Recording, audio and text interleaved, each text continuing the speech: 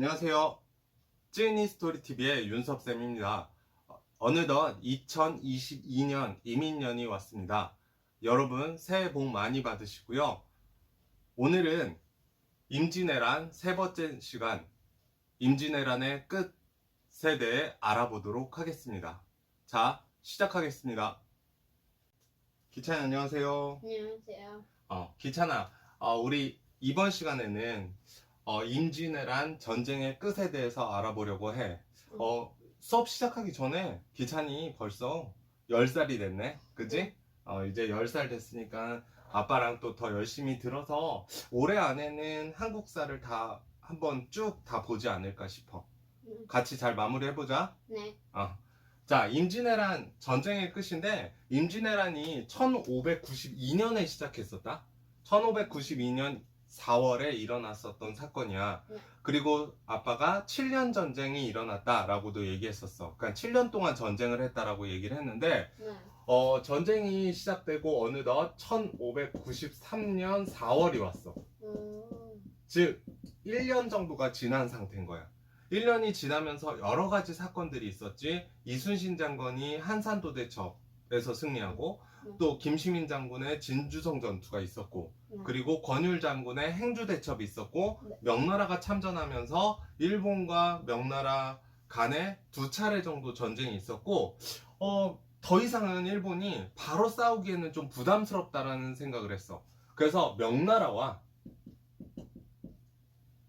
일본이 우리나라만은 전혀 상관없이, 즉 조선의 생각과는 전혀 상관없이 휴전을 하자 그래. 전쟁을 쉬자라고 회담을 열어. 그런데 중요한 건 휴전회담을 한다 이렇게 우리나라가 있을 때, 여기에서 휴전회담을 하고 우리가 이 정도의 영토를 다시 가지고 있고 나머지 지역은 일본이 차지하고 있는 상태란 말이야. 그러면 일본에게 피해를 받을까 안 받을까? 그런데 명나라는 자기네 땅이 아니라고, 조선 땅이니까 조선인들이 피해를 보든 말든 휴전회담을 연 거야. 그래서 엄청나게 이 휴전회담 열린 사이에 우리나라 조선 백성들이 어마어마한 피해를 보게 돼. 일본인들한테. 자, 이게 언제까지 가냐? 바로 1597년까지 휴전회담이 열려. 그 안에서 크고 작은 조선군이 일본군과 싸워서 다시 땅을 되찾기 위해서 크고 작은 전투들이 있었고, 일본인들은 여전히 우리나라 사람을 괴롭히고 있고, 몇 년 동안 약 4년 넘게 엄청 피해를 많이 받겠지, 그지? 네. 자, 이런 상황에서 또 하나의 사건이 있었어. 그게 뭐냐면 바로 한산도 대첩을 이끌었던 누구? 이순신 장군이 선조, 당시 왕에 의해서 백의종군을 하게 돼. 장군 자리에서 쫓겨나게 되고, 하얀 옷을 입고 제일 아래 병사의 직위로 떨어지게 돼. 왜?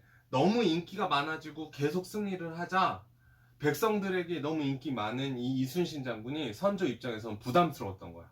그래서 명령을 내렸는데 왜 명령을 안 듣냐?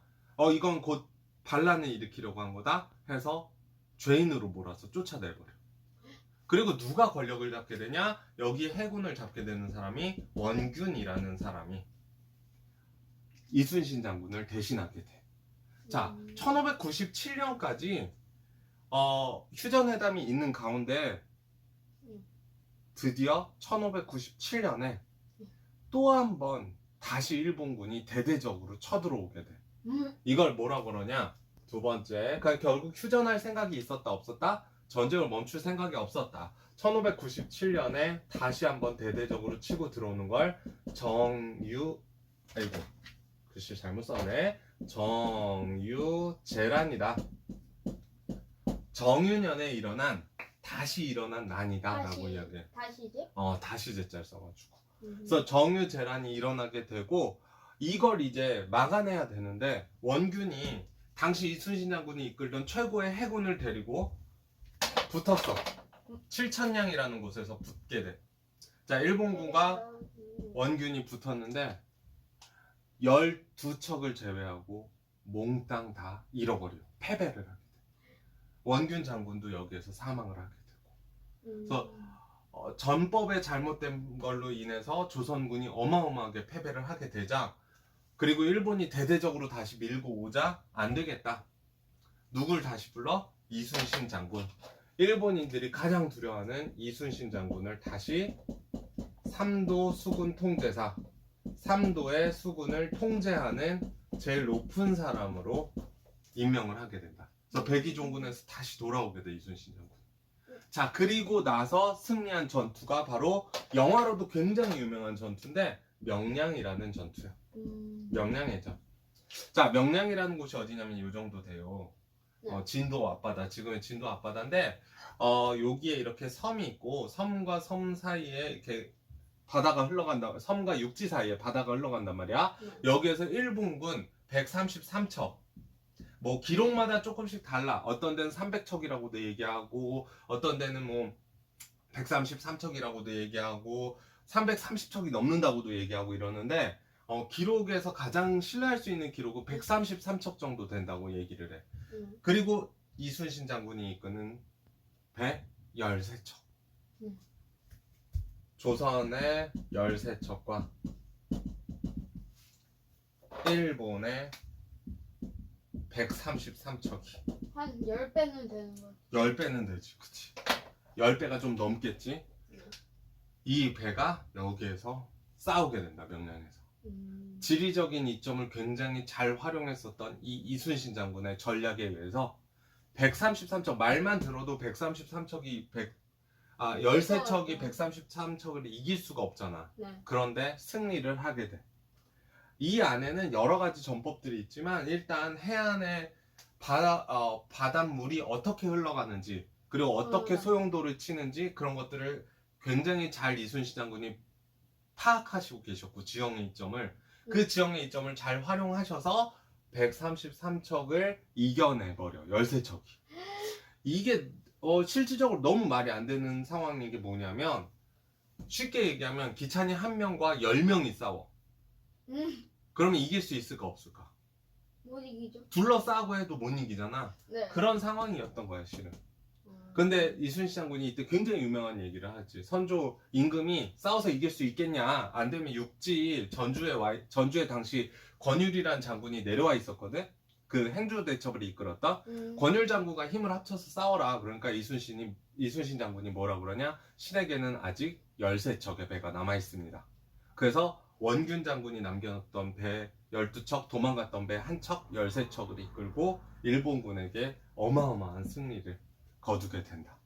이러면서 명량을 승리로 이끄니까 일본 해군이 또 한 번 기가 꺾여. 그리고 조선과 명나라군이 힘을 합쳐가지고 밀고 내려오기 시작해. 밀고 내려온다. 밀고 내려와서 대대적으로 반격하고 있는 가운데 1598년에 이 사람이 사망을 하게 돼. 이 사람이 누구냐면 바로 임진왜란을 일으켰던 도요토미 히데요시가 일본에서 병사를 해. 그러니까 병에 걸려서 사망해. 도요토미 히데요시 사망. 언제? 1598년에. 그러면서 일본군이 이제 퇴각을 하려고 준비를 해.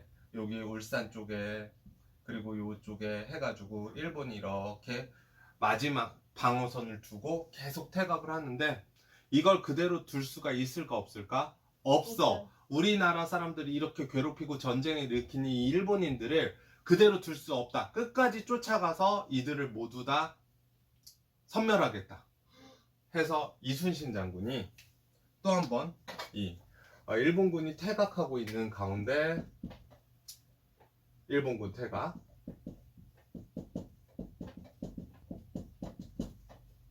이순신 장군이 노량이라는 곳에서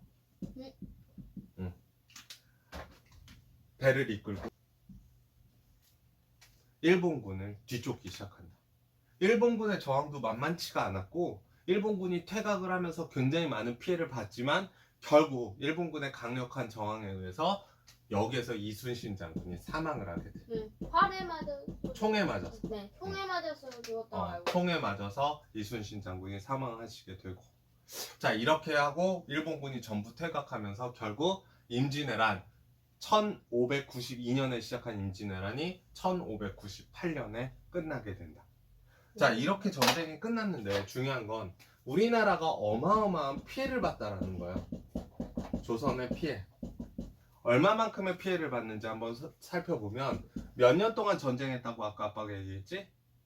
몇 년 동안? 7년, 그렇지. 7년 동안 국토가, 나라의 땅이 완전히 전쟁을 하고 있고 사람들이 못 살게 구니까 농사도 못 짓고 어마어마하게 피해가 커서 황폐화됐어. 즉 이게 농지로 쓰기에도 굉장히 부족하고 먹고 살기 굉장히 힘들어졌다는 거지, 전쟁 끝나고. 자, 그리고 두 번째, 사람도 엄청 많이 죽었어. 인구가 거의 절반 가까이 죽어. 그래서 인구의 감소, 사람도 엄청 죽게 되고, 그리고 또 일본이 잡아갔어.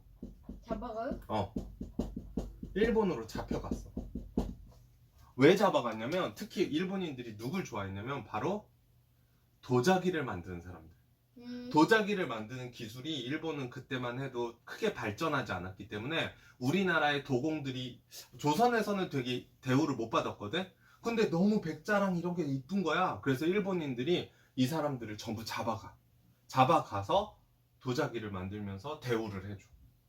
그래서 이때 일본으로 잡혀간 사람들이 꽤 많았고, 그리고 세 번째, 문화재의 피해가, 색깔이 잘 안 나오네. 다른 색으로 써볼게. 문화재의 피해가 어마어마하게 나게 되는데, 가장 대표적으로 경복궁. 경복궁 알아요? 귀찮아? 네. 당시 임금이, 조선에서 만들어서 임금이 사용하던 법궁인 경복궁이 불타버렸어. 언제까지 이게 불타서 계속 그냥 두냐면 1860년대에 흥선대원군이라는 사람이, 고종의 아버지인 흥선대원군이 다시 경복궁을 재건할 때까지 약 얼마 동안? 300년 가까이, 아니 270, 80년 정도 되는 거야. 270, 80년 가까이 경복궁이 불타서 그 자리가 다 불타 있었어. 그러니까 재로만 남아있는, 흔적만 남아있는 자리가 됐었다라는 거지. 그래서 이 경복궁도 불타고 우리나라 문화재들도 불타고 이때 어마어마하게 피해를 많이 보고 우리나라 국보들, 그러니까 국가의 보물들이 전부 일본으로 뺏겨가기도 하고 이랬었다라고 얘기. 우리 3시간에 걸쳐서 임진왜란 1, 2, 3 3시간을 봤는데, 전쟁이 이렇게 나게 되면 사람들이 많이 죽을 뿐더러 문화재 피해도 많고 국가적 피해를 엄청나게 보게 되고, 조선이란 나라는 이 임진왜란을 거치면서 굉장히 많은 부분에서 변화를 하게 돼. 그래서 이 임진왜란 전까지를 우리가 조선 전기라고 부르고, 임진왜란부터 시작해서 조선 후기라고 부르게 돼. 조선 전기와 후기, 전기의 조선의 모습과 후기의 조선의 모습이 많이 다르다라는 거, 그렇게 알면 될 것 같아요. 알겠죠? 네. 오늘 여기까지 할게요.